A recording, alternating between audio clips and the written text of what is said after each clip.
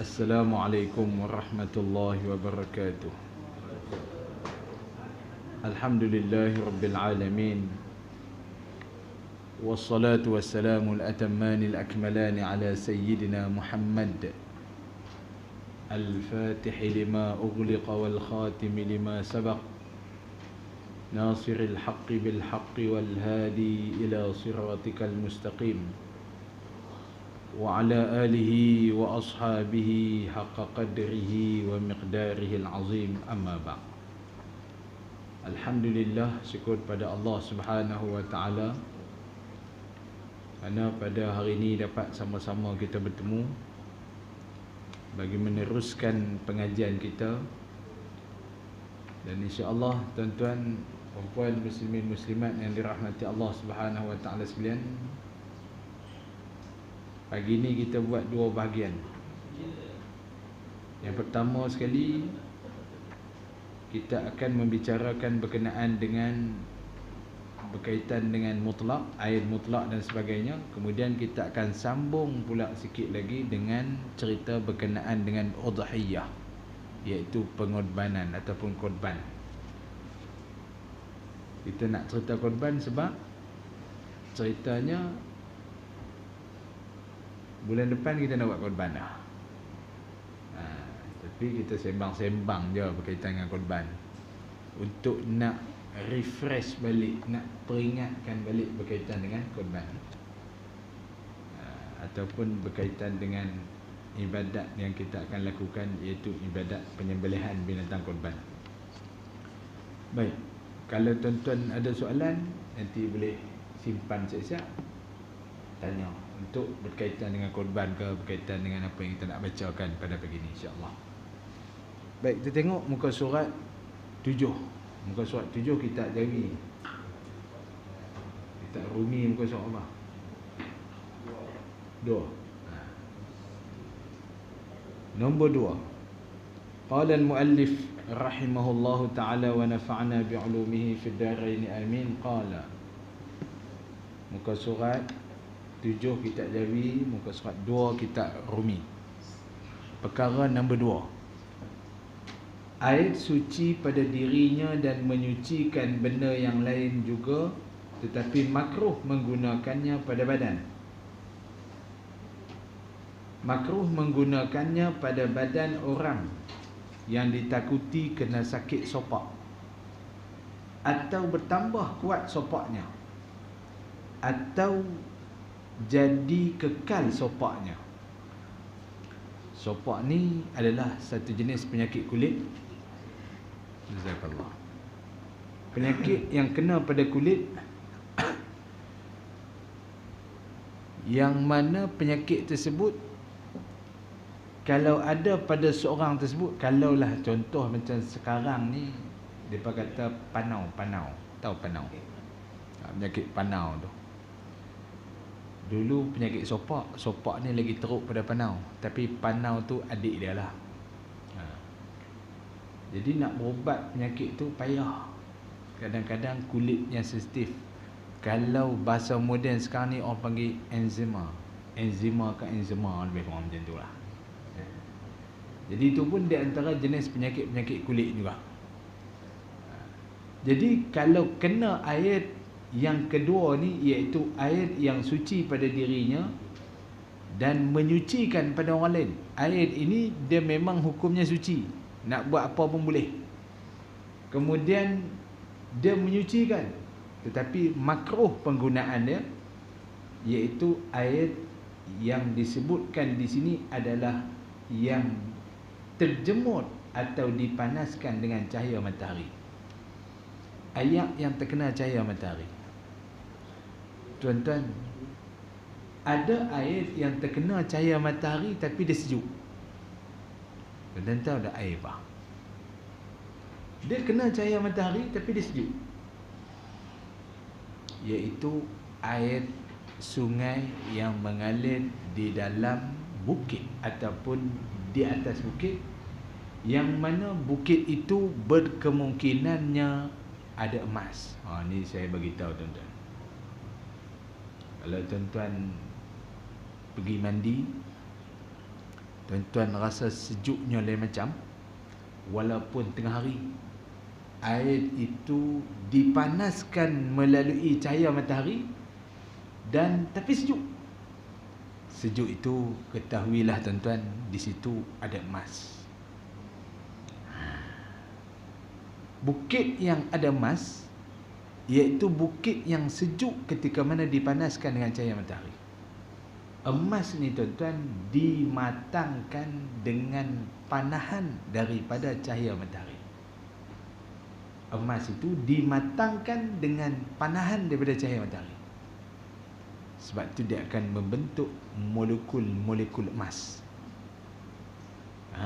Dia akan membentuk, dia akan jadi. Tapi tuan-tuan, nak jadi emas tu pun mungkin ambil masa 50 tahun. 50 tahun baru nak jadi emas satu biji, satu serbuk. Tuan-tuan, emas dia jadi juga dengan sebab peti. Tiba-tiba main cerita emas ni pasal apa? Nak promosi jual emas ke? Tak ada. Saya tak ada kaitan pun dengan Habib Jewel ke, Public Gold ke, tak ada kaitan pun. Cuma nak bagi ilmu pada tuan-tuan. Nak macam mana nak dapatkan emas? Emas dia berlaku juga dengan panahan peti, dan dia juga berlaku dengan pancaran matahari. Kalau pancaran matahari, emas dia di permukaan. Seperti mana kalau dalam sungai, dalam air, dia ada aliran dia. Tengah-tengah hari ni sungai tu sejuk, confirm situ ada emas. Dan melalui panahan petir, ia adalah yang tersimpan di dalam perut bumi. Tuan-tuan yang dirahmati Allah, dulu ni orang mai serang Malaysia, bukan mai serang, mai jajah Malaysia untuk nak mendapatkan gold. Yang disebut dalam buku sejarah Malaysia ni sebagai Suvarna Bumi. Itu dia, bumi yang penuh dengan emas. Kalau tuan-tuan buka peta, tuan-tuan tengok ahli geologis. Ahli geologis ni bukan zaman lah ni je, dulu pun lagi dah ada dah. Sebelum merdeka lagi pun dah ada. Mereka dah buat kajian peta dalam Malaysia ni, mereka dah nampak dah emas-emas yang ada dalam Malaysia. Amboi, pagi ni buka cerita bab emas ni. Tuan-tuan tak tahulah. Kadang-kadang benda tu nak kena cerita. Sebab kita nak kaitkan dengan air yang dinamakan air yang terkena pancaran matahari ni. Sebab apa tuan-tuan?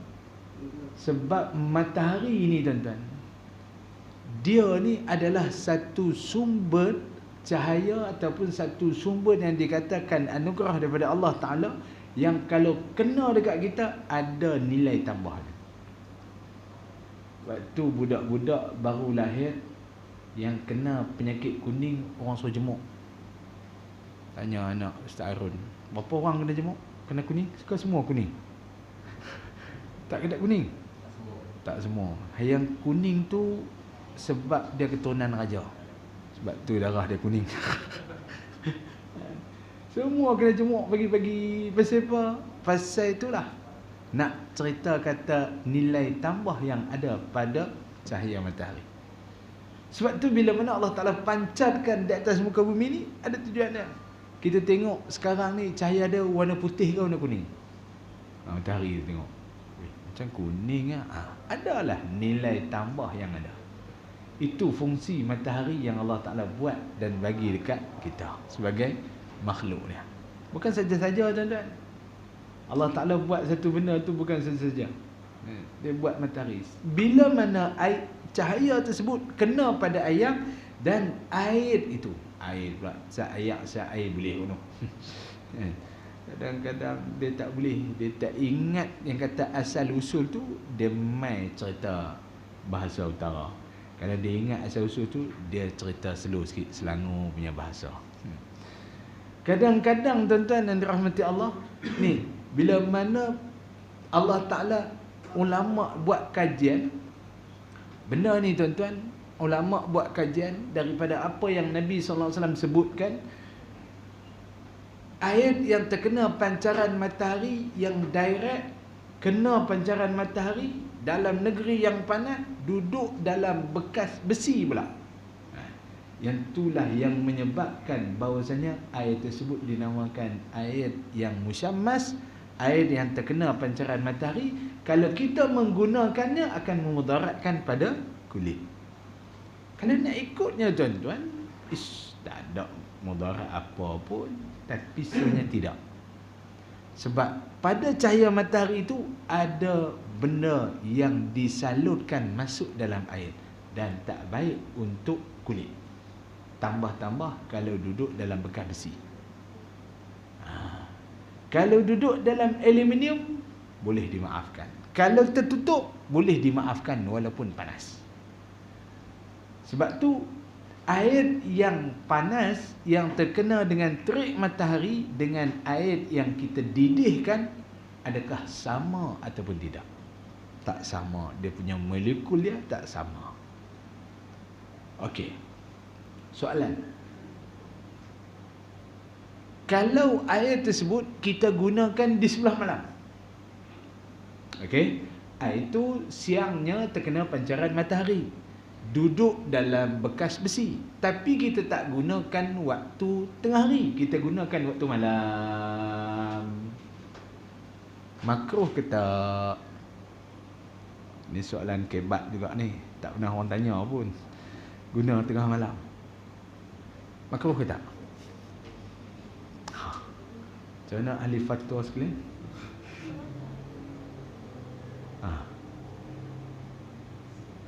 Macam mana? Okey. Boleh. Hukumnya tetap makruh. Sebab apa pula? Bukan guna tengah hari je ke? Bukan sebab panas tu, sebab dikenakan cahaya ke atasnya. Air yang terkena. Walaupun bukan kita guna waktu tengah hari, bukan waktu tengah panas tu, tapi kita guna waktu malam, waktu sejuk dah, tetapi molekul air itu yang berubah. Itulah yang menyebabkan jadi penyakit. Itulah tuan-tuan yang dirahmati Allah.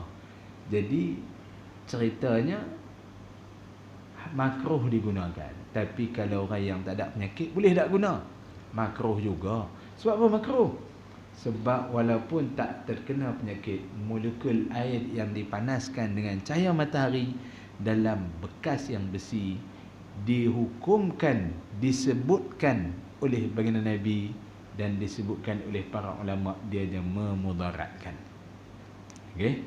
Jadi bertitik tolak daripada situ juga, kita ni menggunakan air-air yang mana boleh mendatangkan mudarat, maka ia adalah makruh digunakan walaupun ianya suci. Seperti mana air banjir. Air banjir tuan-tuan, suci tak? Suci. Menyucikan? Menyucikan. Tapi kadang-kadang kena pada kulit, gatal lah. Macam saya sebut dah bulan lepas. Tuan-tuan yang dirahmati Allah, air banjir tu tuan-tuan, kalau air itu banjir Temenung, tuan-tuan tahu banjir Temenung? Banjir Temenung ni seminggu duduk bertakung situ je. Tu namanya banjir Temenung. Bukan sebab banjir tu kena makan ikan Temenung. Dulu saya mula main sini ni cari ikan Temenung, orang gelak. Mana ada ikan Temenung? Sini orang panggil pelaling. Sini orang panggil pelaling. Kita ada biasa cari ikan Temenung, ikan kembung, ikan Temenung. Kita ada biasa cari ikan Temenung. Tapi tiba-tiba main sini, mana ada Temenung? Ikan Temenung. Apa pun Temenung enggak tengok kita. Peti ikan Temenung. Rupanya ikan kembung, ikan pelaling. Itulah nama-namanya yang digunakan di sini. Baik, tuan-tuan yang dirahmati Allah, banjir Temenung ni tuan-tuan, ayat tak berubah pergi mana. Adakah ianya mendatangkan mudarat? Tengok pada keadaan dia. Selalunya orang yang jabatan ayak ni, dia tengok pH dia. Tengok pH pula. pH tinggi ke pH rendah ke, tengok pada alkaline dia yang ada dalam tu kan. Haji Mat tahulah kan? Haji Mat ni gaya Haji Mat. Haji Mat ni gaya tak? Meniaga air tak? Air, ada jual air? Air ada jual tak?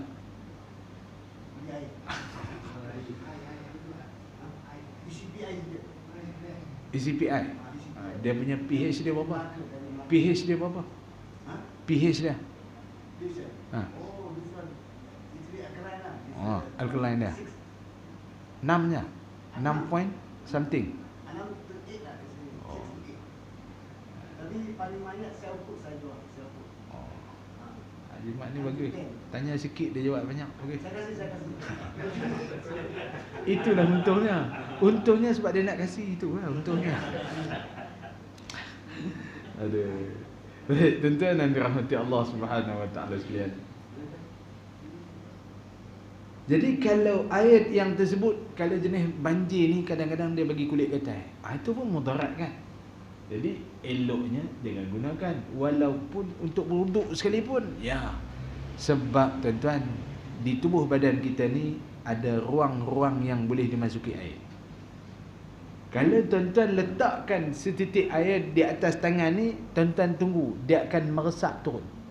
Sebab tu anggota wuduk tu yang dibasuh itu 7 anggota wuduk tu tuan-tuan, yang dibasuh tu 7 lah tuan-tuan. Dan kira berapa? Kan, muka 1, 2 tangan. Lagi?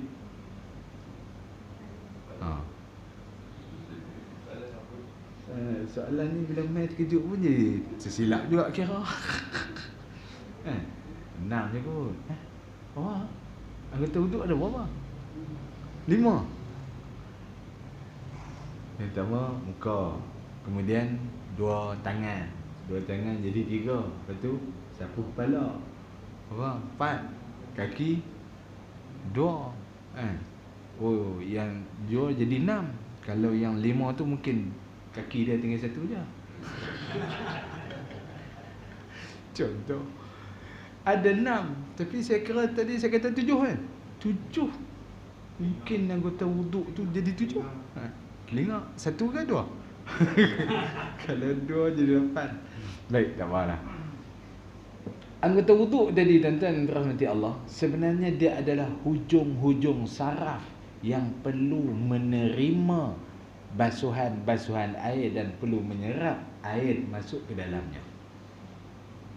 Ni, hujung-hujung saraf. Sebab tu orang buat urutan apa, refleksologi, kaki tu. Kan? Urut kaki, urut tapak kaki. Sebab apa urut tapak kaki? Oh, di sini kata semua urat ada sini. Bukan takat tapak kaki je tuan-tuan. Tangan pun ada. Tangan ni start daripada sini sampai ke siku ni, inilah hujung-hujung saraf. Jantung dekat mana, usus dekat mana, ginjal dekat mana. Kaki pun macam tu. Muka pun macam tu juga. Muka ni pun titik-titiknya ni pun ada pembentukan saraf-saraf ataupun organ-organ dalaman. Jadi sebab tu tuan-tuan, kalau tengok orang mukanya bercahaya dengan sebab kesan wuduk, sebenarnya tuan-tuan, dia juga melambangkan kesihatan yang ada dalam tubuh badan dia. Itu kesihatan yang rohani, kesihatan yang jasmani. Ada satu lagi kesihatan yang dinamakan kesihatan rohani. Hatinya bersih, tak ada dengki dekat orang.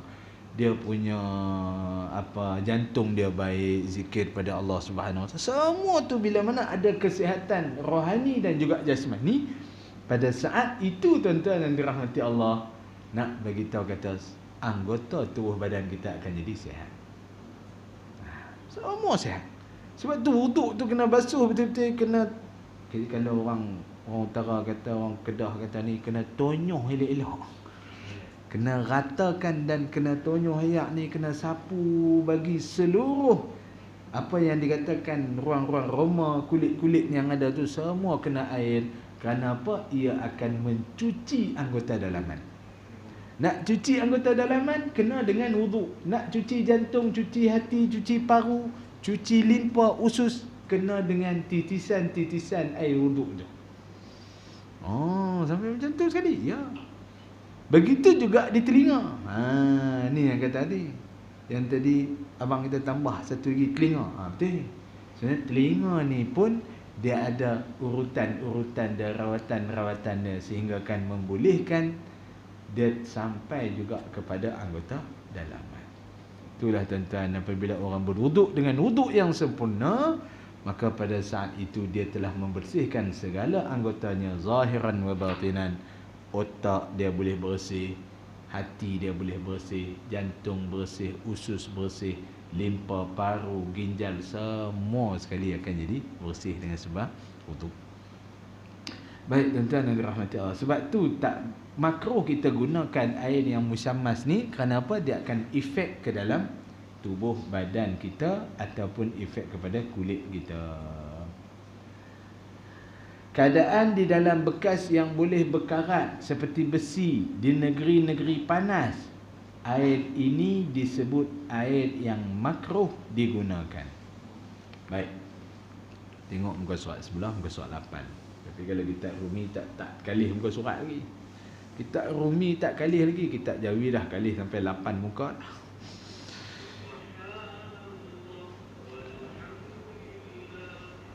Bagus jam ni, dia sejam sekali dia bunyi bagi kita ingat Allah.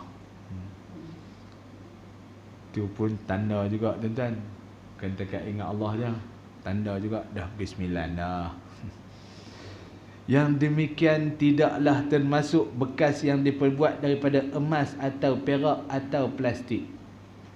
Sebaliknya makruh juga digunakan air yang sangat panas atau sangat sejuk. Ini tambahan daripada pengarang kitab ni dan juga tambahan daripada ulama-ulama yang kontemporari, iaitu ulama-ulama yang terkini. Ulama-ulama terkini tuan-tuan, dia buat kajian macam-macam. Tapi bagus, kajian ni kadang-kadang memberi manfaat kepada kita dan memang memberi manfaat pun. Contohnya bekas yang tertutup seperti mana paip besi.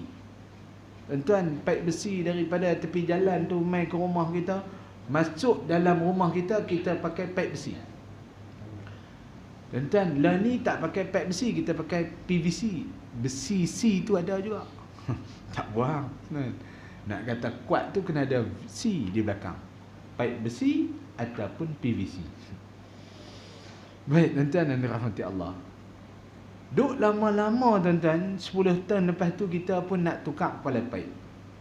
Tukar kepala paip sebab apalah yang ayak ni slow sangat ni. Dulu derah, lah slow. Nak tukar kepala paip, buka kepala paip tu, kita tengok dalam paip besi tu berkarat. Itu tanda kata apa? Air yang mengalir tu dah dia bawa dengan karat-karat besi yang ada. Adakah ia memberi manfaat dan juga mudarat? Sebenarnya tuan-tuan, dia bagi mudarat. Takkan air yang melalui kesan-kesan karat tersebut bila mana kita minum, bukankah ia menyebabkan jadinya kanser dan sebagainya? Itulah cerita dia. Kita makan besi tuan-tuan, tapi kalau makan besi jadi kuat, okey. Tapi makan besi jadi kanser.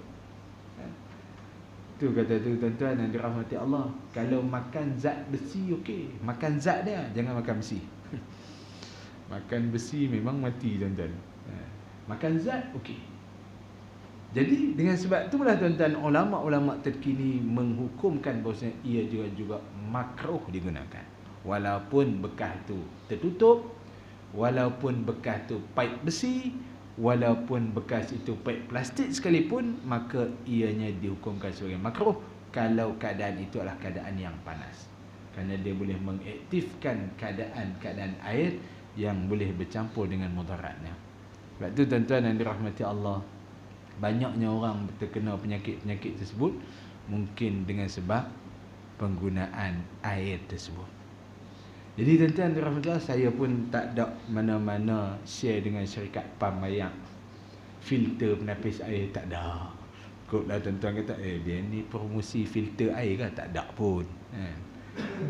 Jadi tuan-tuan, eloknya pakailah filter air. Supaya apa tuan-tuan? Dia jadi kesihatan untuk tubuh badan kita. Baik no? Boleh no? Okey. Baik, yang ketiga. Dia filter air ni dia ada macam-macam jenis. Ada hak botong kat luar. Yang tu bagus juga. Tapi tak sampai lah saya tak pakai air pun. Sebab saya tak ada mana-mana kepentingan lagi untuk nak pakai. Tak ada syarikat main offer lagi. Kalau dia kata saya jadi duta dia kan okey juga lebih juga saya promosi tuan-tuan kan. Hari ni saja pun dah ada kat 20 orang ni boleh kaya dah aku ni. Baik. Allahumma salli ala sayyidina Muhammad. Yang ketiga, ayat yang suci pada dirinya. Saya terlupa nak cerita tadi. Satu lagi kajian ulama kontemporari sekarang ni. Daripada Syekh Atiyah Saqaf. Dia tulis dalam bukunya kitab berkenaan dengan fatwa-fatwa, berkenaan dengan ambil wuduk di dalam tandas ataupun bilik air. Yang tuan-tuan tahulah, kita ni makruh ambil wuduk dalam tempat buangan najis. Dan jamban kita ambil wuduk, makruh. Memang daripada dulu pun, daripada hadis Nabi pun menceritakan bahawa ambil wuduk di tempat pembuangan adalah makruh. Jadi tuan-tuan, bila mana diterangkan oleh Syekh Atiyah Saqaf dalam kitab fatwanya, menceritakan bahawasanya ambil wuduk sekarang ini kita ambil dalam tandas kita buang air situ, kemudian kita flash. Bila mana kita flash tuan-tuan, tahi tadi tu, air kencing pun semua akan masuk ke tangki septik. Bila masuk ke tangki septik tuan-tuan, di situ ada najis tak? Tak ada dah. Jadi tempat tu bersih ataupun tidak? Jadi bersih, suci. Jadi bila mana suci, boleh tak untuk kita ambil wuduk di situ? Boleh, tak ada masalah. Nak semayang nanti boleh tak? Orang tak bisa semayang dalam tandas saja. Tapi nak tanya hukum dia boleh ke tak? Kalau suci boleh. Tu lah cerita dah. Kalau suci tempat mana pun boleh. Orang tak pernah buat. Orang tak pernah buat tu lain cerita. Orang tak pernah buat tu lain cerita. Ni nak semayang pakai baju berkebun, boleh tak? Baju hak kita duk korek-korek tanah tadi apa semua kena kotak habis semua kali. Lepas tu nak semayang pakai baju tu, boleh tak? Najis ke suci ke? Kita tengok pada hukum dia. Kalau kata suci boleh. Kalau kata najis tak boleh. Tengok pakai jubah putih ni. Tapi kena ayak kencing setitik, cuci kan najis? Najis, tetap najis. Yang kawan tu buat kerja kebun sampai kotak habis baju apa semua, ataupun duk repair kereta, mekanik penuh orang kata minyak hitam kat baju. Suci ke najis? Selagi mana tak kena najis, suci. Jadi boleh tak dia jadi imam? Bukan cerita sembahyang lah, jadi imam tu kan. Duk fikir apa ni? Jadi imam tu. Bagi orang lain bagus, bagi yang pakai jubah putih tu. Padahal pakai jubah putih ni kena ayak kencing, najis. Jadi yang tu lebih suci daripada baju yang pakai jubah putih ni. Tu nak cerita dia tuan-tuan. Kita ni ambil ilmu bukan tengok pada luaran, kita kena tengok pada dalaman. Jadi itulah ceritanya tuan-tuan. Habis nak semayang dalam bilik ayak tadi boleh ke tak? Dia ingat Ustaz tak mau tanya dah soalan tu. Kalau nak ikutnya tempat tu suci, boleh lah. Macam mana jawab? Boleh ke tak? Boleh ke tak? Jadi tuan-tuan yang dirahmati Allah, itulah ceritanya. Itu fatwa dia. Sebab tu kita nak ambil wuduk di tempat kita membuang najis pun boleh. Sebab najis tu tak wujud di situ. Dulu ni, zaman dulu, tandas zaman dulu bukan macam tu. Gali lubang bawah tu. Bila gali lubang bawah tu, qada hajat, turun masuk dalam lubang tu. Bukan masuk tangki septik dan semua. Najis masih lagi ada di situ. Jadi sebab tu tak boleh ambil wuduk dalam tempat najis. Saya dulu teringat cerita Piramli kata dekat pak mentua dia, ini orang tua pencacai tua angkat najis. dibilang aku ni muka pencacai yang kat najis. Alamak. Tuan-tuan. Tanya mak saya, pencacai yang kat najis tu macam mana? Oh, zaman lah tak ada dah. Zaman dulu macam mana? Zaman dulu ni tandas dia jenis orang kata apa? Orang duk pergi kutip najis ni di rumah tu. Oh, rupanya dulu. Maksudnya saya ni muda lagi lah. Tak jumpa pencacai yang kat najis. Kan zaman dulu ni orang duk pergi kutip najis kat rumah, kat depan.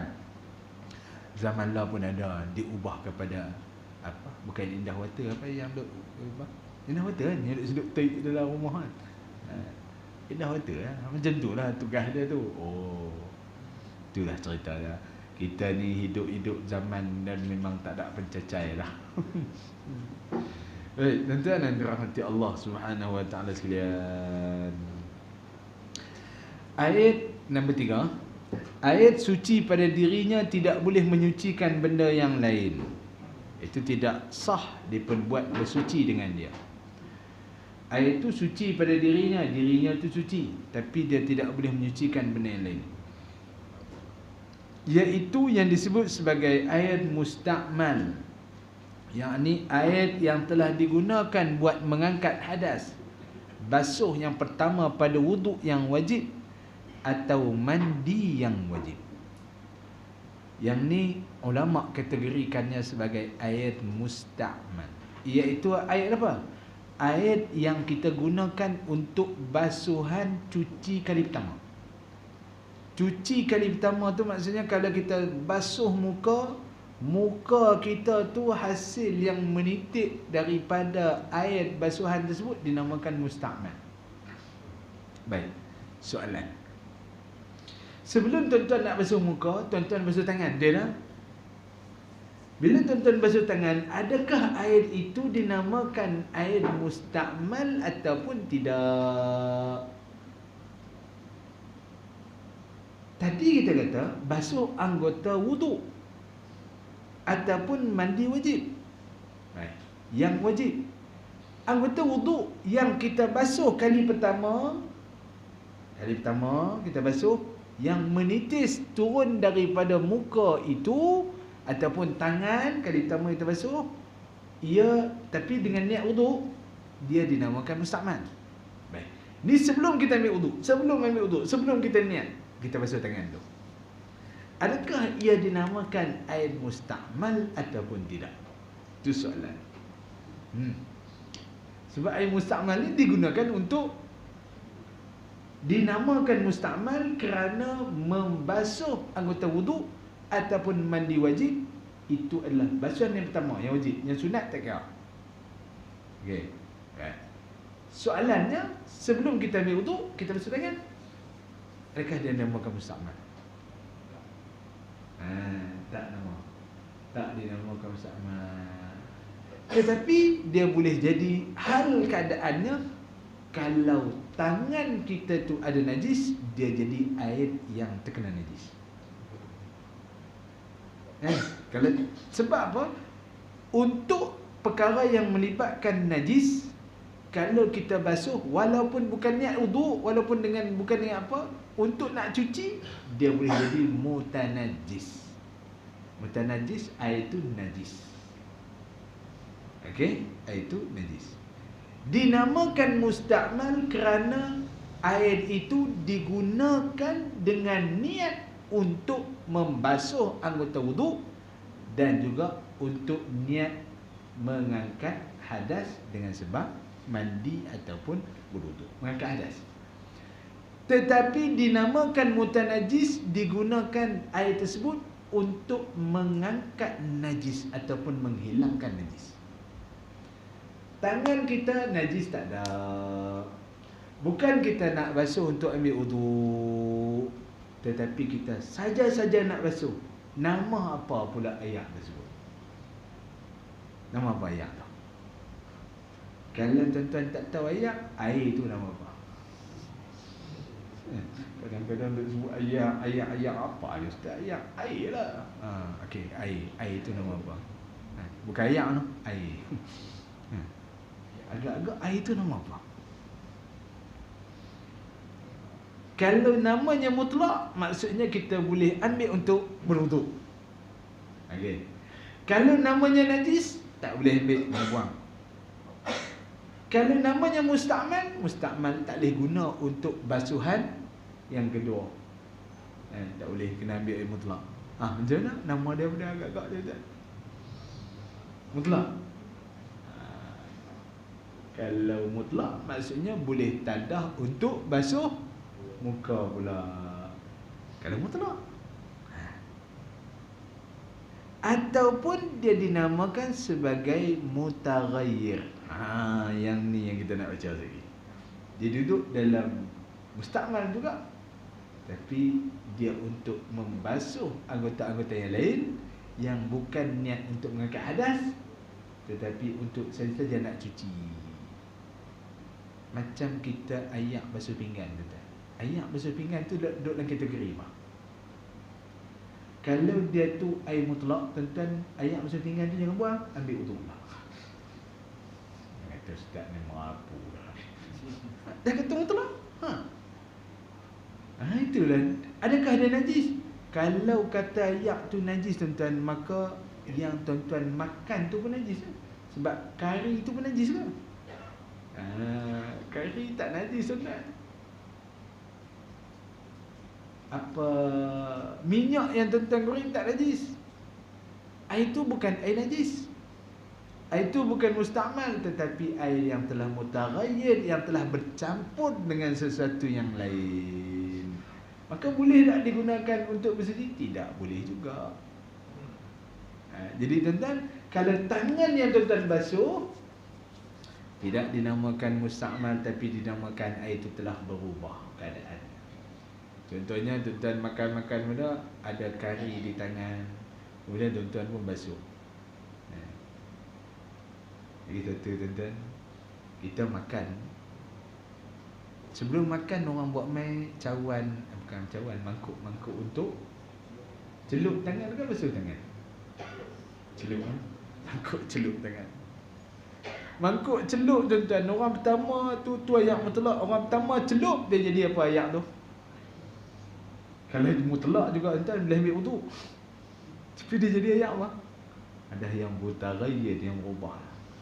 Orang kedua pergi celup pula, jadi lagi mutaghayyir, kan? Mutaghayyir dah tuan-tuan.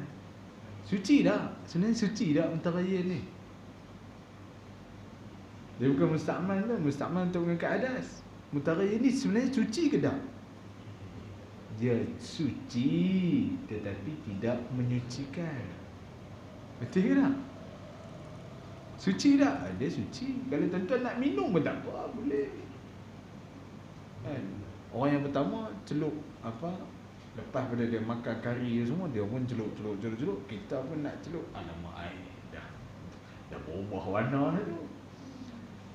Tuan-tuan nak celup juga, boleh, tak masalah. Nak celup tak masalah, tapi benda tu dia jadi mutaghayyir, dah berubah. Dia takkan jadi najis, tuan-tuan. Takkan jadi najis. Kalau najis, tuan-tuan, hukumnya tak sah lah basuhan tersebut. Tapi hukumnya apa yang dia di situ? Dia apa dia? Sucikan, tapi tidak boleh menyucikan. Dia tak boleh menyucikan. Maksudnya tuan-tuan, sekali tuan-tuan nak ambil sembahyang, tuan-tuan kena tuan-tuan kena basuh balik. Contohnya macam tu lah. Faham tak ni? Tapi nak minum boleh tak? Boleh, kalau lalu silakan. Ada orang tuan-tuan, dia dah lah dia celup-celup semua tu. Lepas tu dia tuang pula dalam pinggan dia, dia cuci pula pinggan dia. Allah Akbar, kita tengok geli tekak nak makan, ada orang. Kita dia ingat dia cuci dalam pinggan tu kan, cuci pinggan, letak air sikit, cuci basuh tangan dia semua. Lepas tu dia cuci pinggan, lepas tu dia hirup minum pula. Allah Akbar. Tak apa tuan-tuan, kalau tuan-tuan nak minum, tuan-tuan minum seorang-seorang di rumah, tak apa. Janganlah buat depan orang ramai. Sebab orang ramai tu muntah tentu lagi habis. Itulah ceritanya.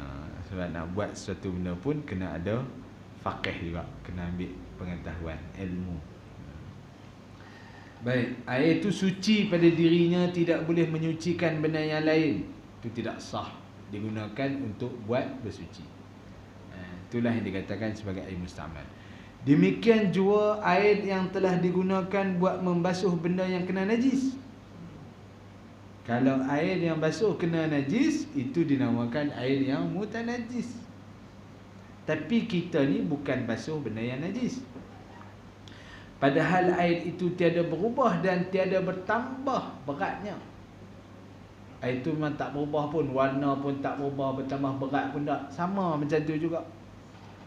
Seperti dicucurkan air pada kain yang kena kencing setelah air itu bercerai daripada kain itu, dan ditolak kadar yang dihisap oleh kain itu, yang baki itu tidak bertambah beratnya.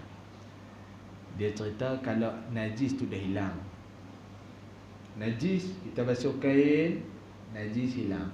Bila mana najis dah hilang, air yang kedua yang kita basuh tu, itu dinamakan air yang mutaghayyir, yang berubah.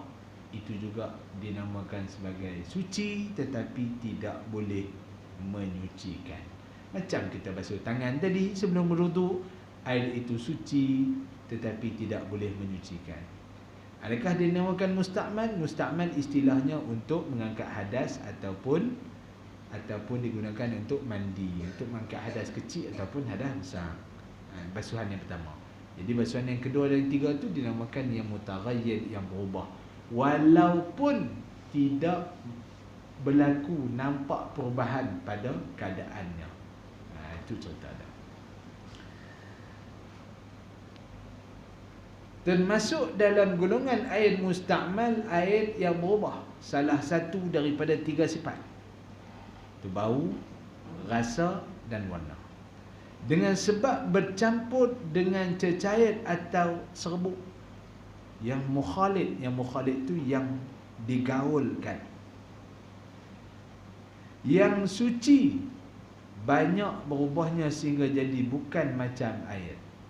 Yang ni kategori-kategorinya yang disebut sebagai musta'mal. Ada yang mengatakan dia juga dinamakan musta'mal, ada yang mengatakan tidak, tapi dinamakan yang mutaghayyir, yang berubah.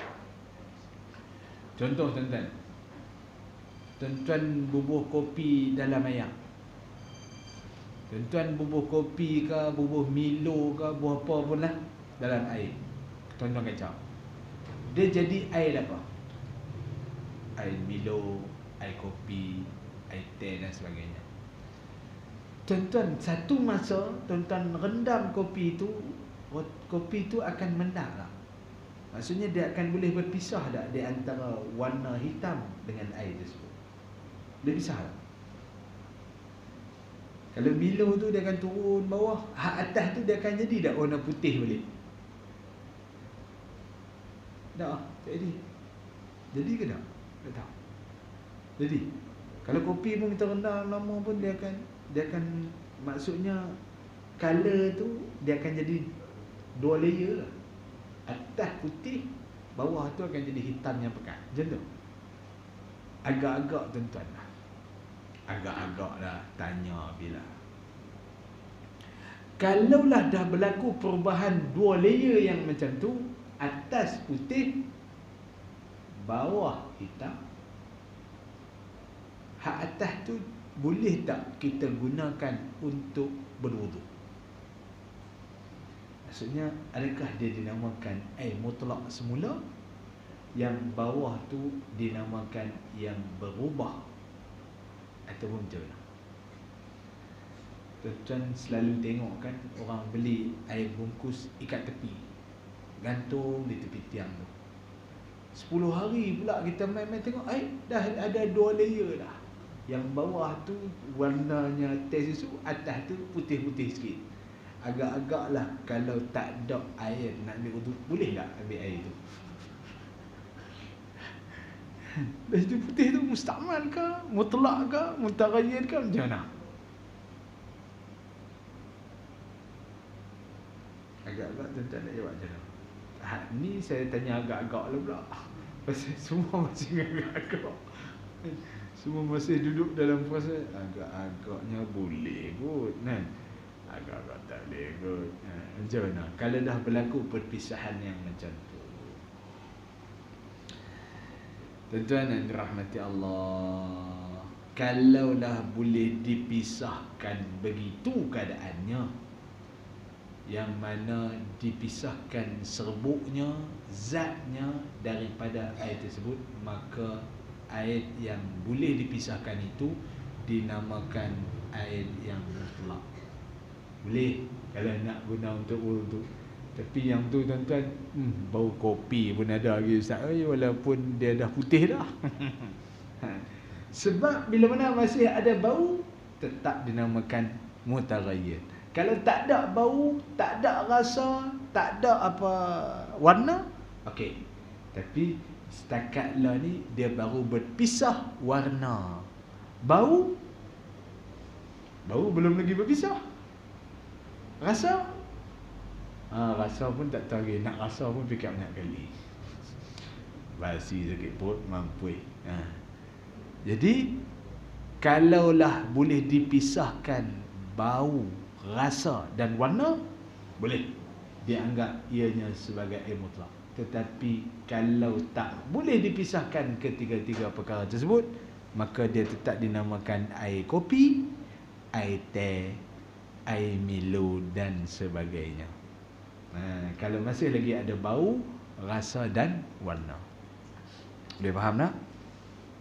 Macam tu juga yang kita gunakan proses penyulingan. Saya dah cerita dah bulan lepas. Di Jepun, mereka ambil air daripada sampah. Sampah-sampah tu mereka himpun, mereka kompres, buat macam ni.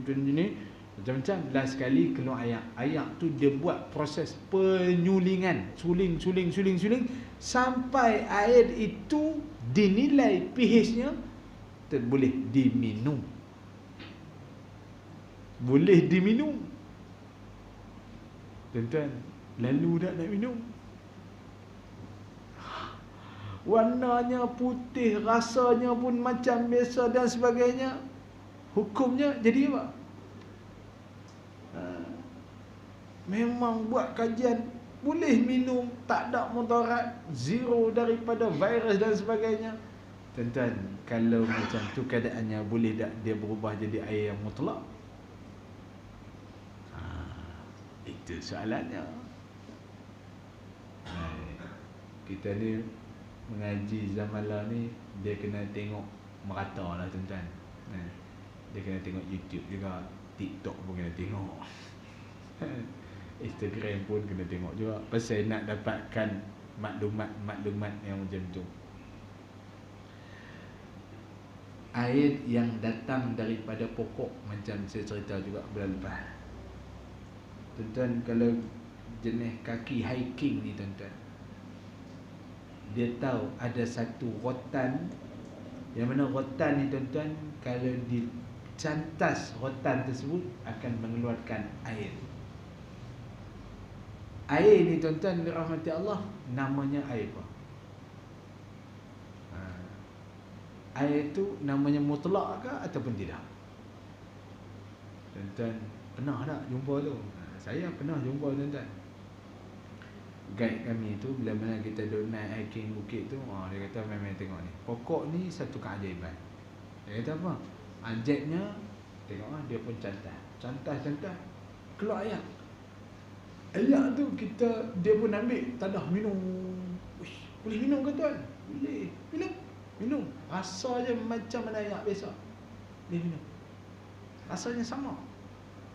Hukumnya boleh dah ambil wuduk. Kalau tanya dia masa tu, dia pun tak tahu. Cuma kita kena balik lah, fikir tengok macam mana agak-agak boleh ambil wuduk tak. Dia sumber daripada mana? Yang tu daripada pokok. Jadi boleh ke tak? Soalannya boleh ke tak untuk nak wuduk. Tapi kalau untuk nak minum, boleh, tak ada masalah, silakan. Macam juga kita himpun ada macam air kelapa. Air kelapa dalam buah kan, air nira dalam batang juga. Sama lebih kurang macam tu kan. Jadi boleh ke tak? Tak boleh. Air tu tak boleh. Jadi cerita dia macam tu lah. Dalam pokok ke macam mana pun tak boleh. Tapi minum boleh? Boleh. Macam tu juga yang diambil daripada sampah tadi. Benda yang disuling, culing, air tu ditapih. Kalaulah yang datang daripada air tersebut, yang datang daripada langit, datang daripada bumi dan sebagainya, bercampur dengan sampah, itulah sebenarnya yang wujudnya air tersebut. Maka disulingkan tu, dibuang segala kuman dan sebagainya. Maka air itu kalau asalnya daripada bumi, asalnya dari langit, boleh. Boleh. Tetapi tuan-tuan yang dirahmati Allah, kita nak guna tu untuk berwuduk tu, mungkin kalau kita kata guna untuk wuduk ni nak basuh luar, sebenarnya kalau minum itu lagi lebih cepat mudaratnya berbanding dengan basuh wuduk. Jadi kalaulah benda tu boleh diminum, tak semestinya benda tu boleh diambil wuduk. Kalau benda tu boleh diambil wuduk, tak semestinya boleh diminum. Faham tak tuan? Kalau benda tu boleh diambil wuduk, seperti mana air banjir, boleh dah ambil wuduk? Boleh, tapi diminum? Janganlah minum air banjir. Tapi macam tadi kita kata, air tu boleh diminum. Yang kita ambil air daripada akar kayu tadi, boleh diminum? Boleh. Tapi bolehkah kita berwuduk? Ada jadi hukumnya macam ni pula. Itulah ceritanya, tidak semestinya begitu, semestinya begitu. Okey? Jadi kena faham keadaannya. Kena faham keadaannya. Baik, Allahumma salli ala sayyidina Muhammad.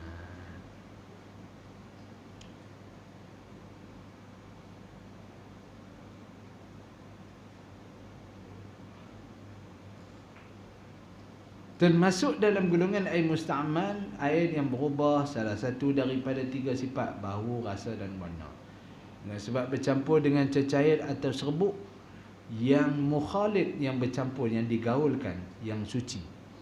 Banyak berubahnya sehingga jadi bukan macam air, tidak dinamakan air lagi. Sama ada berubah itu nampak dilihat atau dirasa. Seperti sirap, kopi, susu dan lain-lainnya. Yang jenis-jenis ni tuan-tuan yang dirahmati Allah, benda ni semuanya tak boleh digunakan untuk berwuduk. Air dicampur ataupun air yang asal daripada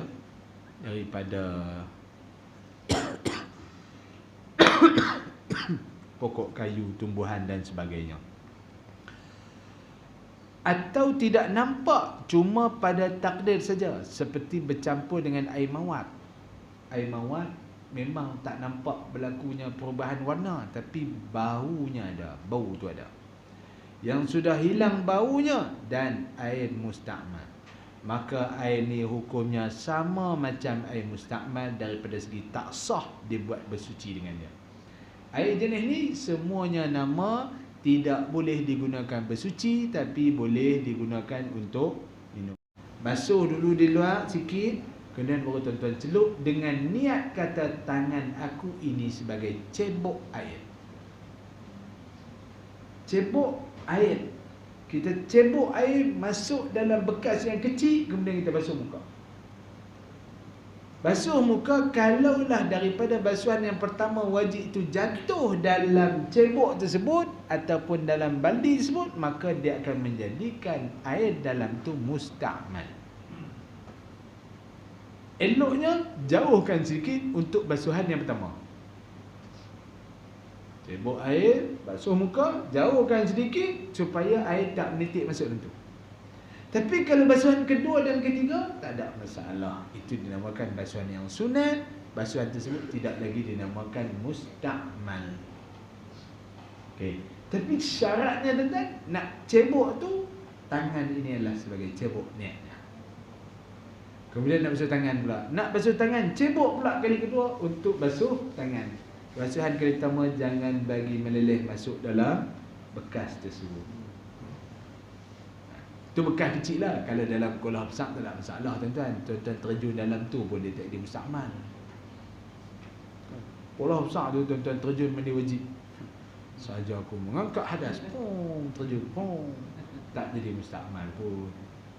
kecuali dalam kolam tersebut, tuan-tuan terjun tu dah jadi berubah warna, rasa dan sebagainya, maka dia jadi air yang lain pula. Okey. Dipaham tak? Baik. Kita ambil masa 15 minit last untuk nak menceritakan berkenaan dengan ibadat korban yang kita akan lakukan. Demikian jua suci lagi menyucikan air yang bercampur dengan suatu benda suci yang beku atau berasin, mujawir seperti gaharu dan minyak makan dan sebagainya. Suci lagi menyucikan. Suci lagi menyucikan ni maksudnya apa? Perkara tu suci dan boleh kita gunakan untuk menyucikan, untuk kita basuh anggota wuduk, mandi wajib. Iaitu pada benda yang beku. Benda yang beku ni maksudnya benda yang keras, yang kita boleh pisahkan macam tu. Contohnya batu, kayu dan sebagainya.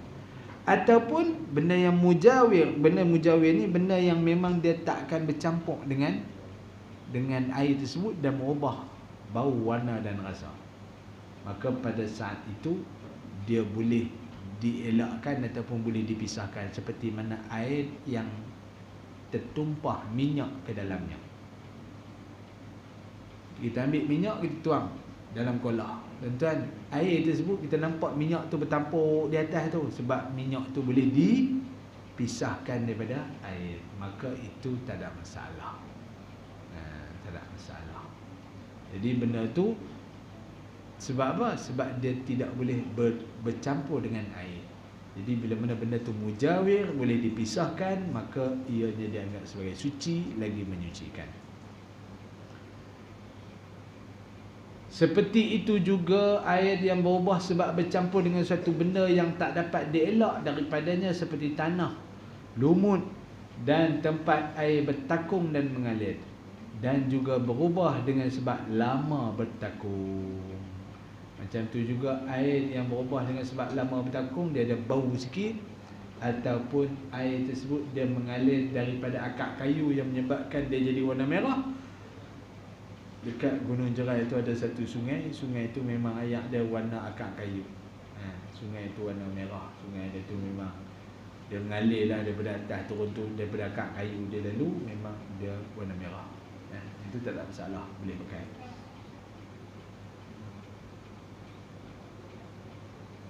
Yang keempat, yang terakhir tuan-tuan yang dirahmati Allah, iaitu air yang kena najis, disebut sebagai mutanajjis, iaitu air yang termasuk atau jatuh ke dalamnya najis atau sesuatu yang kena najis, padahal air itu tak sampai 2 kolah.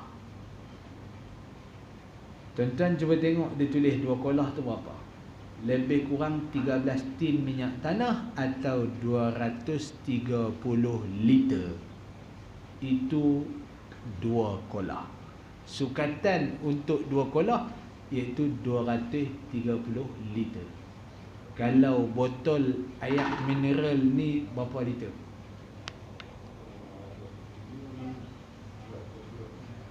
Yang ni 500 ml. 2 botol dapat 1 liter. Kalau 230 liter kena ada lebih kurang 460 botol. 460 botol berapa karton? Bagi tengok. Cerita tak? Yang ni lah yang dikatakan sebagai bilangan 2 kolah. 2 kolah tu adalah 13 tin minyak tanah. Minyak tanah 1 tin tu berapa liter? 20 liter. 20 liter lah lebih kurang. Dan kalau 13 260 liter. Lebih kurang macam tu kalau 20 liter. Jadi tuan-tuan yang dirahmati Allah, itu kiraannya. Dulu ni pasal apa orang duk main kira-kira macam tu? Main 1 cupak, 1 gantang, kan? Duk main kira tu payahlah, main kilo lah senang. Ceritanya tuan-tuan itu sukatan cara orang zaman dulu. Zaman sekarang senang buat main liter, galen dan sebagainya. Jadi tuan-tuan, kalau tong drum yang biru tu agak-agak yang tu cukup tak 2 kolah? Berapa liter? Tenderam biru. Ada macam ayak kenduri. Ada macam ayak serbat orang kata. Macam ayak serbat. Itu bagi lain. Ada, tak silap saya ada dalam 200 liter ada. Ada 230 liter kalau satu tong biru tu. Kolah yang ada dekat rumah kita, kalau nak buat ukurannya, tuan-tuan, oh dia tak cerita sini. Nanti kita akan ada cerita dalam ni, ukuran dia berapa kaki kali berapa kaki dalam berapa kaki. Itu ukuran yang boleh menampung 230 liter. Kalau tak silap saya, 2 kaki kali 2 kali 2. Dalam 2, panjang 2, lebar 2, itu di atas ukuran yang boleh menampung 230 liter. Yang dikatakan 2 kolah. Tapi kalau dalam tu bawa kepada 7, itu lubang kubur.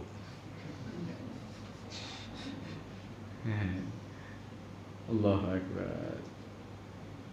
Baik, tuan-tuan yang dirahmati Allah, sama ada berubah atau tidak, air ini tidak suci dan tidak menyucikan benda yang lain. Kalau lebih pada 2 kolah, air itu dinamakan air yang bersuci. Tapi kalau kurang pada 2 kolah, maka jatuhnya najis ke dalamnya, maka dianggap sebagai air yang mutanajis. Semua tu najis belaka.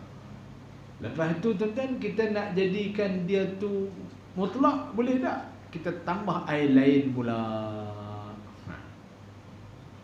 Contohlah, kita ada satu bekas besar, tiba-tiba ada satu benda najis masuk dalam tu. Nak buang, sayang ni, kita tambah ayat lain pula yang mutlak, yang bagi hilang dia punya bau, rasa dan sebagainya. Agak-agak tuan-tuan, dia jadi mutlak ke ataupun stay jadi najis.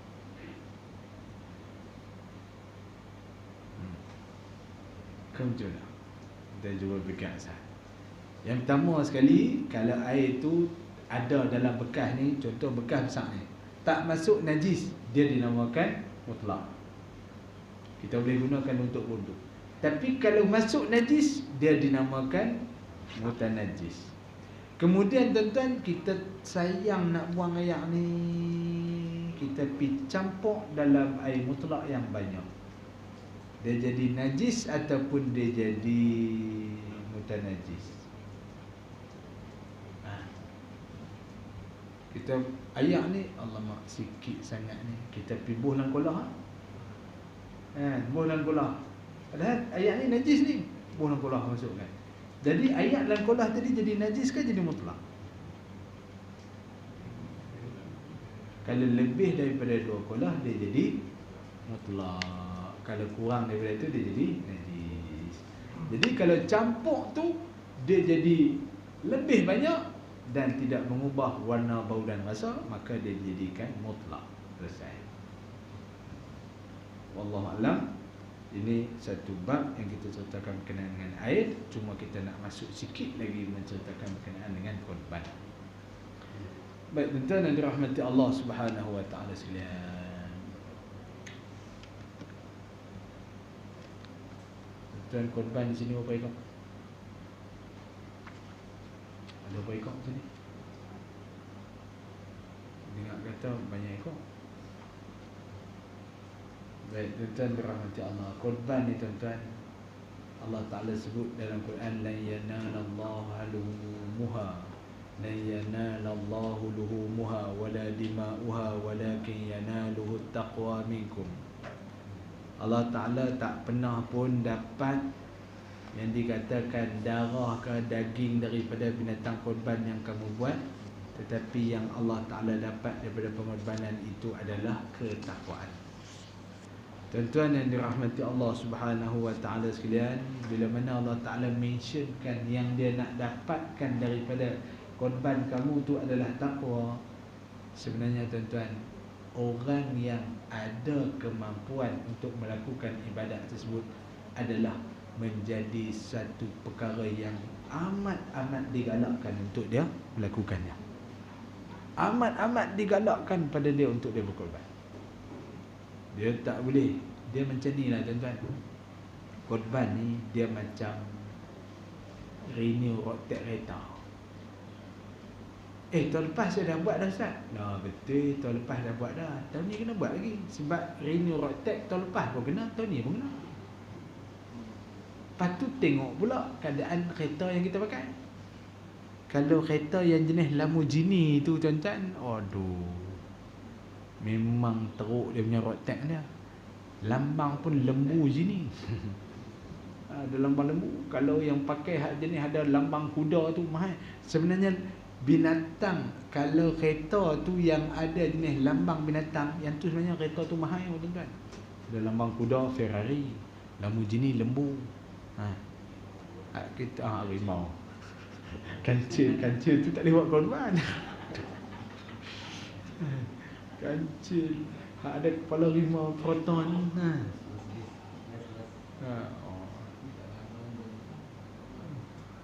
Mas tak boleh buat korban. Maybe pun tak boleh buat korban ke. Nak cerita kata bahawasanya macam itulah keadaannya. Sebab apalah yang kena buat? Sebab kita mampu, kerana untuk tujuannya nak memperolehi ketakwaan daripada Allah Subhanahu Wa Taala. Tujuannya nak dapatkan takwa. Ada kemampuan. Sebab tu tuan-tuan, boleh dah Ustaz, tahun ni saya buat, tahun lepas saya dah buat, tahun ni saya nak bagi kat anak lah pula. Sebenarnya anak tu dia ada ke tanggungjawab dia ada ke kemampuan dia. Dia bila mana dia tak ada kemampuan dia, jangan buat atas dia, buat atas kita. Sebab yang nak berkorban tu kita. Habis buat atas nama anak, dia buat keluar duit ke tak? Dia tak keluar duit pun, tak keluar duit, kita keluar duit saja nak buah nama dia. Tak perlu tuan-tuan. Akikah tak apa. Tapi korban buah nama sendiri. Korban buah nama sendiri. Kalau nak bayar untuk isteri, dia mampu tak? Saja Ustaz, saya tak buat, dia bukan ada kerja apa pun, tapi sajalah nak buat juga. Tak perlu buat atas nama dia. Sebab tu Nabi ajak kita ni buat atas nama sendiri dulu, kemudian nak hadiahkan pahala, hadiahkanlah pada seluruh keluarga pun tak ada masalah. Buatlah. Tapi buat atas kita dulu. Kalau kita mampu, kita buat. Jadi tang mana paling afdal? Di mana tempat kita nak beraya, di situ afdal. Tapi Ustaz, saya masuk ke Kemboja, kena pergi Kemboja raya sana. Contoh. Saya tiap-tiap tahun saya ambil Kemboja Ustaz. Pasal apa? Dia pun kata orang Kemboja ni susah lah, apa semua nak buat korban, nak makan daging setahun sekali pun tak apa. Tak boleh. Sebenarnya tuan-tuan, di sini lebih afdal Kemboja tu buat nombor 2. Sini tuan-tuan masuk tak? Kemudian di Kemboja pun kalau nak sedekah. Sebab apa yang pilih Kemboja nak buat korban tu? Sebab sana 350 Ustaz. Ketakwaan duduk tang mana? Sepatutnya ketakwaan tu duduk di tempat kita. Sepatutnya ketakwaan tu duduk di tempat kita. Kita nak buat korban ceri murah pasal apa? Pasal nak lepaskan dia tak. Itulah ceritanya tuan-tuan. Sebab tu saya kata buat nombor 2, hak sana buat nombor 2. Moga-moga Allah Ta'ala bagi bini nombor 2. Sebab dia tu korban Kemboja je. Pasal apa? Pasal tu nak pergi raya sana. Kalau buat kat belah India, pergi raya India. Kalau buat South Africa, raya South Africa. Cerita macam tu lah. Tu ni nak buat korban di Mekah. Tuan-tuan, satu lagi benda. Kalau nak buat korban di Mekah, tuan-tuan fikir ni. Orang sana pun banyak dam saja pun dah penuh dah. Tuan-tuan nak buat korban dalam untuk salah tu dia. Cerita dia tu memang nak cerita kata benda mampu dia tu. Buat korban di Mekah. Kalau buat korban di negara orang susah seperti mana Chad, South Africa, Somalia, itu tak ada masalah. Tapi jadikan itu sebagai pilihan yang kedua. Dan pertama tuan-tuan adalah di tempat mana tuan-tuan beraya. Okey. Itu yang pertama. Yang kedua berkenaan dengan, ada orang tanya, Ustaz, ni kita nak masuk Zulhijjah ni, kalau kita buat niat korban ni, kita nak kena taruh kuku, janggut, misai, apa rambut, semua tak boleh potong. Betul ke? Sebenarnya Nabi pun sebut, man kana lahu zibhun yazbahu, siapa yang dia ada apa binatang yang dia nak sembelih. Maksudnya dia dah masuk korban, masuk bahagian untuk dia nak sembelih. Apabila timbulnya bulan awal Zulhijjah, maka hendaklah dia menahan dirinya daripada potong kuku, rambut, misai dan sebagainya. Segala bulu lah. Bulu ketiak ke, bulu ari-ari ke, bulu apa, semua sekali tak boleh nak potong. Tapi adakah larangan itu larangan yang wajib? Tidak. Larangan itu disebutkan oleh Imam Nawawi sebagai satu benda yang makruh kalau kita buat.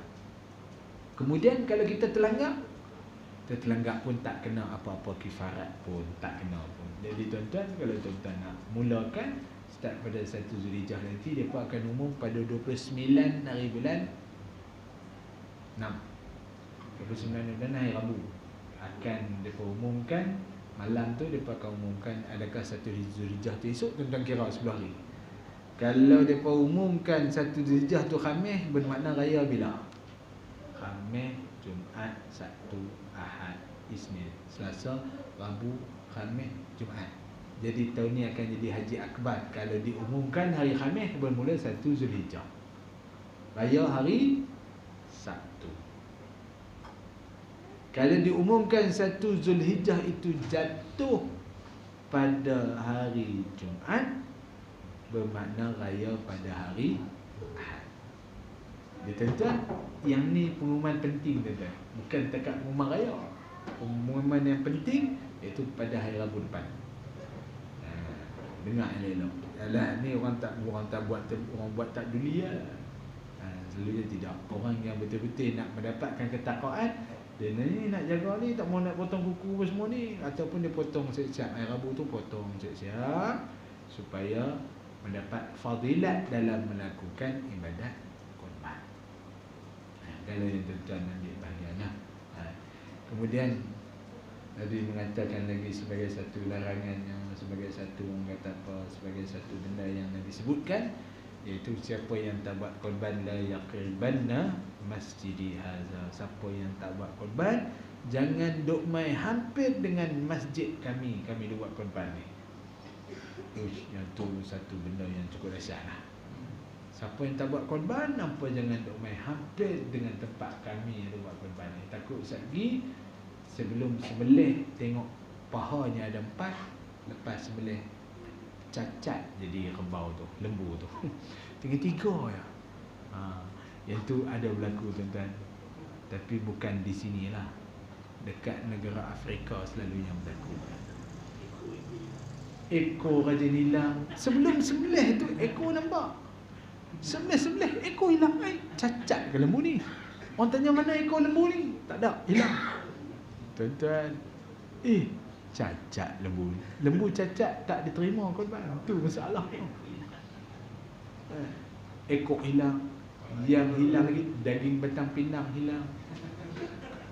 Yang sedap-sedap lah tu. Alamak. Kepala tu payah sangat sebab nampak besar. Ekor tu potong kecil-kecil senang. Itulah sebenarnya tuan-tuan yang dirahmati Allah. Kalau kita ni yang melakukan korban, tuan-tuan nak dapat pahala lebih, ni caranya. Tuan-tuan, satu korban ni adalah sunat. Tapi kalau tuan-tuan nak pahala lebih, tuan-tuan kena niat nazar, jadi wajib. Dia nak, wajib Ustaz. Wajib. Habis kalau nazar tak boleh makan kan? Ya, kamu tak boleh makan. Habis apa saya bayar sampai 700, 800? Baik saya pergi beli kat pasar, daripada nak makan. Sebenarnya macam ni, jangan jadi bodoh. Saya kata ni, jangan jadi bodoh. Saya pula lah macam ni lah. Tuan-tuan masuk korban, tuan-tuan niat wajib, tuan-tuan sedekah semua sekali dekat Ustaz Harun.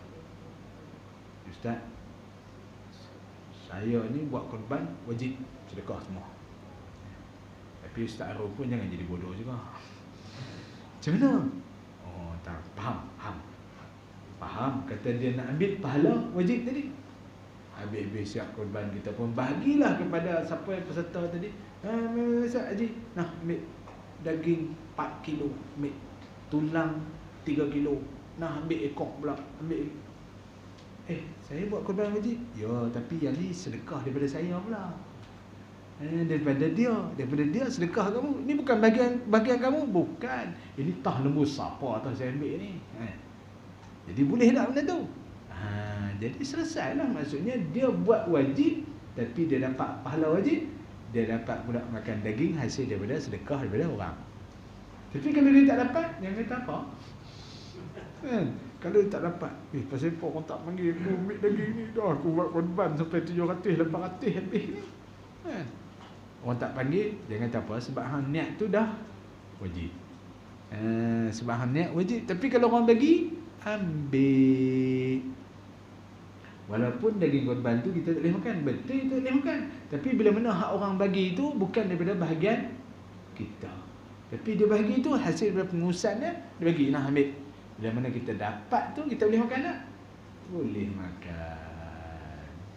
Faham tak tuan-tuan? Jadi tuan-tuan tu ni yang masuk korban tu nak niat wajib ke niat sunat? Niat wajib dapat pahala banyak. Niat sunat dapat pahala sunat je lah. Tapi bila niat sunat tuan-tuan bolehlah nak minta daging. Ni saya nak daging ni, saya nak daging ni. Bolehlah minta sebab tuan-tuan buat sunat. Bila tuan-tuan buat wajib, tuan-tuan jangan minta tunggu orang bagi. Faham tak? Kalau tuan-tuan buat wajib, tuan-tuan jangan minta tunggu orang bagi. Boleh faham? Bertambah tak pahala? Bertambah pahala. Bertambah tak ilmu? Bertambahnya ilmu. Jadi kita yang menguruskan pun kita pun tahu. Betul, orang tu memang dia niat wajib pun. Betul. Tapi kita sebagai pihak pengurusan, ni jadi hak kita. Dah dia sedekah semua kita, jadi kita sedekah balik kat dia ataupun kita berikan semula pada dia untuk nak bagi dia makan. Jadi sebab itulah bila mana orang buat korban wajib, dia tak akan petikan. Sebab apa aku dapat daging liat? Contohnya, amboi, dia bagi daging ni kat aku. Jangan petikai, sebab tu orang bagi, bukan hak kamu. Tapi kalau hak sunat tadi, boleh. Boleh. Kata apa bagi daging ni bagi liat ni, aku tak mau, aku nak daging lembut sikit. Boleh. Hak tu hak sunat. Tapi itulah pahala kurang lah sikit hak sunat ni. Hak nak lebih pahala wajib. Orang bagi apa pun terima. Tulang pun kita lebih buat sup. Allah Allah. Ada apa nak tanya? Assalamualaikum. Salam ya, sila ni. Tadi kita beri bambu. Dan dia Selangor ni tak ada air tak? Apa dia? Selangor ni selalu tak ada air. Tak ada air, okey. Tiba-tiba kita nak pakai mineral. Mana-mana kan. Oh, bagus. Nak pakai air mineral ni macam mana? Boleh tuan-tuan. Kalaulah tuan-tuan nak praktiskan sekarang pun boleh. Sebab kalau ambil daripada air mineral ni tuan-tuan, tuan-tuan takkan kurang daripada satu bar, satu layer. Kalau tuan-tuan ambil betul-betul lah, mesti takkan kurang. Macam mana cara dia nak ambil air daripada air betul mineral ni? Sebab apa? Sebab Nabi SAW sebut, jangan kamu bazirkan ambil wuduk walaupun fi nahrin jarin, walaupun berada pada sungai yang mengalir. Jangan bazir guna. Ni lebih-lebih lagi di Selangor ni tak ada air pula. Jadilah tuan-tuan memang kena minimalkan penggunaan dia. Habis macam mana nak guna? Yang pertama sekali tuan-tuan yang dirahmati Allah, ini saya tunjuk praktis sikit. Practice make perfect. Mempraktiskan itu menunjukkan kata kesempurnaan. Tuan-tuan yang dirahmati Allah, kalau tuan-tuan nak test pun boleh. Yang pertama sekali tuan-tuan kena riliskan dulu apa-apa benda yang menghalangkan. Kalau kita ambil wuduk, kalau kita ambil daripada paip, daripada pancuk, dia tak ada lah buang jam semua ni kan. Tapi kalau nak ambil daripada air botol mineral ni, tuan-tuan kena buka semua sebab takut dia menghalang. Supaya mata kena buka, buka. Mikrofon ni pun kena buka. Tu loceng yang kedua lah. Baik, tuan-tuan yang dirahmati Allah Subhanahu Wa Taala sekalian. Yang pertama sekali tuan-tuan, masukkan air dalam tapak tangan ni dalam keadaan kuantiti yang jangan bagi menitik. Kita basuh dulu tangan kita.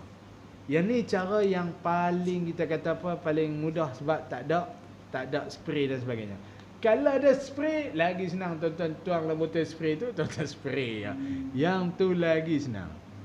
Itu lagi senang. Baik. Ini cara dia masuk dalam tapak tangan. Bila masuk dalam tapak tangan tapi jangan bagi menitik. Kemudian apabila kita meletakkan air ni, air duk takung dalam tangan saya ni, meletakkan pada anggota pastikan bila mana air itu mengalir, kita hanya meratakan saja tanpa mengangkat tangan. Meratakan tanpa mengangkat tangan. Kalau angkat, letak balik, mustamal. Tanpa mengangkat. Maksudnya di sini sudah dianggap sebagai basuhan yang pertama. Basuhan yang pertama kita ratakan, basah habis dah muka ni. Bila mana kita dah ratakan, itu yang pertama. Jadi wajib lah, habis selesai. Kalau nak basuh sunat, tuan-tuan, bila mana yang tak ada tu selalu buat sunat-sunat tu, tuan-tuan. Yang wajib sudah. Kemudian basuh tangan pun sama macam tu juga, meratakan tanpa mengangkat tangan. Meratakan tanpa mengangkat tangan. Tanpa mengangkat tangan. Bila angkat, tuan-tuan kena topak lagi air. Ratakan je lah. Ratakan je. Tanpa mengangkat tangan. Okey? Bila tuan-tuan dah ratakan, tuan-tuan akan rasakan air yang tuan-tuan tuang tadi, semuanya melekat. Tak ada pun yang menitik. Rasa lebih selesa macam ni. Sebab tu kita duk ambil wuduk dekat paip tu, kita pembaziran yang cukup banyak sebenarnya tuan-tuan. Eloknya ambil pakai botol spray. Kalau spray senang. Spray lagi, kemudian ratakan. Ratakan saja. Sebab bila mana kita spray, dia bertumpuk. Jadi kita ratakan, tak ada masalah lah. Tapi kalau kita letak air dalam tangan, dia kena mengalirkan dulu. Kena alirkan dulu. Alirkan tu, lepas tu baru kita ratakan. Sebab dia mengalir, dia akan mengalir kat sini dulu. Masa itulah kita ambil, ratakan. Itulah caranya. Macam tu juga kaki. Kalau tuan-tuan nak try, tuan-tuan boleh try. Dan tuan-tuan akan rasa basuhan muka yang paling sedap sekali apabila kita guna air yang sikit. Bukan guna air yang banyak. Itulah yang dikatakan oleh baginda Nabi SAW. Janganlah membazir walaupun kamu berada dalam sungai sekalipun dalam mengambil wuduk. Sebab pembaziran itu menyebabkan kita punya ibadat tak sempurna. Allah Allah. Lagi? Ya. Kalau air macam ni, betul, air zam-zam, sama kita boleh buat. Ya. Mahal, air mahal. Ya, boleh. Sama, boleh. Nak ambil wuduk dengan air zam-zam sebenarnya lagi baik. Sebenarnya lagi baik. Air yang terbaik di atas muka bumi ini disusunkan oleh ulama, khairu ma'in fil ardi ma qad naba' min usbu'ayyin nabiyyil muttaba'. Air yang paling baik sekali di atas muka bumi ini adalah air yang keluar daripada jari baginda Nabi SAW. Air yang keluar dari jari Nabi itu, yang sahabat minum tu, itulah air yang paling terbaik sekali. Tapi kita, mana ada lah air tu, tak ada lah. Yang kedua, summal zamzamu, kemudian zamzam. Summal nilu wal furatu, kemudian air sungai Nil, air sungai Furat. Wasairil miyah fil alam. Jatuh ranking nombor 5 adalah semua air. Yang ada sekarang ni, the first sekali adalah Zam-Zam. Itu the first, yang paling utama. Zam-Zam ni kalau kita tak bacakan apa-apa pada dia pun, dia punya molekul dia dah cantik dah. Dia punya struktur air yang ada dalam tu dah memang dah boleh buat tujuan untuk rawatan lah. Tapi kalau air lain, kita kena baca dulu. Kena baca dulu, paling kurang Bismillahirrahmanirrahim. Tapi kalau air zam-zam tak perlu. Tapi itu pun disunatkan kita baca juga, berdoa dan sebagainya. Kemudian yang kedua, yang ketiga, air sungai Nil. Air sungai Nil, tuan-tuan, sebab Nabi sebut dalam hadis Nahrani minal jannah, dua batang sungai daripada syurga yang mengalir di atas muka bumi, iaitu An-Nil wal Furat. Furat ni yang ada di Iraq. Yang sekarang ni sedang mengering, kering dah sungai Furat. Yang masih lagi banyak air adalah sungai Nil. Dan yang jatuh ranking nombor 5, iaitu kesemua air yang ada di atas muka bumi ini. Wallahualam. Air zam-zam terbaiklah haji. Kalau buh dalam botol buat spray pun bagus untuk ambil wuduk.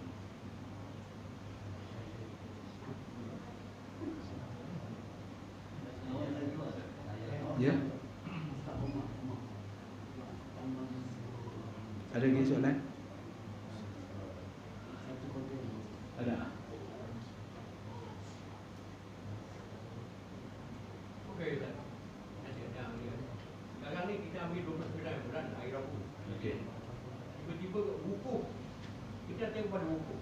Okey. Tiba jatuhnya Jumaat. Kalau wukuf hari Jumaat, kita akan raya hari Sabtu. Tapi kalau yang jadi tu, kalau dia jatuhnya ke Satu Zulhijjah. jatuhnya Jumaat. Kita raya ayat. Adakah kita nak ikut benda ke apa atau benda ke wukuf? Okey, baik. Kalau nak ikutnya tuan-tuan berkenaan dengan raya haji ke raya puasa ke, kita kena ikut matlaq. Matlaq ni tempat terbitnya anak bulan di sesuatu tempat. Okey. Penentuan bulan-bulan Islam ni ditentukan dengan terbitnya, kelihatannya anak bulan di sesuatu tempat. Kalaulah mereka wukuf pada hari Jumaat, kita raya hari Ahad, tak ada masalah. Sebab pun tak ada masalah, Ustaz. Kalau mereka wukuf hari Jumaat, kita raya pun hari Jumaat pun tak ada masalah. Sebab apa? Melihat kepada matlaq, tempat naiknya anak bulan di sesebuah negeri. Kalau berlaku benda tu di Saudi, anak bulannya, mereka akan buat penceratan anak bulan pada hari Rabu ni. Mereka akan cerak topong tengok anak bulan. Okey. Bila mana mereka tengok anak bulan, seluruh dunia akan tengok anak bulan pada hari yang sama. Tetapi kadang-kadang kelihatan di Saudi, tidak kelihatan di Malaysia. Bila mana kelihatan, esok tu 1 Zulhijjah. Tapi di Malaysia, esok tu kena 30 Zulqaidah. Sebab tu kita jadi lewat. Mereka wukuf hari Jumaat. Sebenarnya kita puasa sunat kita, puasa sunat wukuf tu pada hari Sabtu. Sebab kita anak bulan nampak lambat. Jadi kita kena ikut yang berlaku di Malaysia. Sebab apa ni haji ke sana? Kita ni raya haji ke raya korban? Satu benar. Kita raya haji ke raya korban? Yes, raya korban. Bukan raya haji, tuan-tuan. Sebenarnya kalau kita usalli sunatal Aidil Adha ke Aidil Hajj? Tak ada istilah raya haji. Raya haji tu cuma raya yang kita sebut-sebut je. Sebenarnya dia adalah raya korban. Aidil Adha, bukan raya haji. Sebab tu kalau di Mekah pun depa wukuf hari ni. Tak, sebenarnya tuan-tuan, yang tu kita tak raya pun kerana Mekah. Kita bukan raya kerana haji. Kita bukan raya kerana Mekah. Kita bukan raya kerana wukuf, tapi kita raya kerana korban. Yes, Zulhijjah. Itu penerangan yang senang lah untuk tuan-tuan faham. Sebab tu kalau orang kata, mungkin akan timbulnya. Kalau kita betul-betul raya Ahad, confirm akan timbul. Ustaz, kami nak puasa hari apa ni? Saya kata kalau nak puasa dua-dua. Jumaat puasa, Sabtu puasa. Kemungkinan tahun ni raya Haji Akbar. Maksudnya wukuf hari Jumaat, raya hari Sabtu. Tapi kalaulah di Malaysia ni dia anak bulan tu lewat sehari, bermakna 1 Zulhijjah pada hari Jumaat. Bila 1 Zulhijjah Jumaat, hari wukuf di Malaysia adalah pada hari Sabtu, bukan hari Jumaat.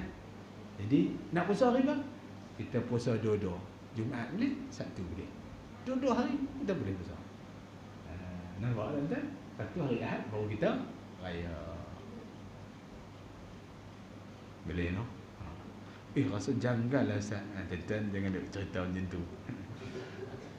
Kita ada ilmu, kita mengaji, kita tahu. Jangan jadi macam mana orang yang tak tahu, kata apalah kerajaan ni tak betul. Tebuk aktaknya kerajaan. Kerajaan tu buat tak raya pun dia pun bagi. Contoh. Wallahualam. Ada lagi? أعوذ بالله من الشيطان الرجيم بسم الله الرحمن الرحيم اللهم فقهنا في الدين وعلمنا التأويل واهدنا صراطك المستقيم صراط الذين أنعمت عليهم من النبيين والصديقين والشهداء والصالحين وحسن أولئك رفيقا يا أرحم الراحمين واجعل لي لسان صدق في الآخرين صلى الله عليه وسلم محمد والحمد لله رب العالمين.